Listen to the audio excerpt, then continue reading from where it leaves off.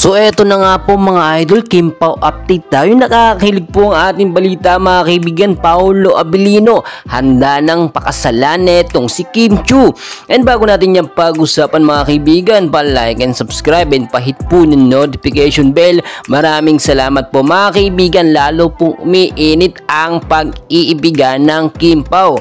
Marami tayong nakuha mga updates mga kaibigan na lagi na po talagang magkasama etong Kim Pao, kahit sa pagja-jogging, pamamalengke, pagpunta sa labas, no, pagsundo at hatid kay Kim Chiu ni Paolo Abilino ay very obvious talaga na nasa right path na or right time na para magpakasal etong dalawa. At nakita nyo naman hindi talaga nakakasawang panoorin, no, etong Kim Pao. Iba kasi yung kilig na meron sa kanila, no, kung ikukumpara natin sa ibang mga mag-couple dito nga po sa showbiz. Meron tayong nakuhang update mga kaibigan na eto nga pong si Paolo Abilino ay may na marriage proposal nga po na hindi pa inaasahan or alam ni Kim Chiu. Kaya naman kung titignan po ninyo, laging lumalabas etong Kim Pao. Bumebuelo po kasi etong si Paolo Abilino, at kapag ka nakakuha ito ng perfect timing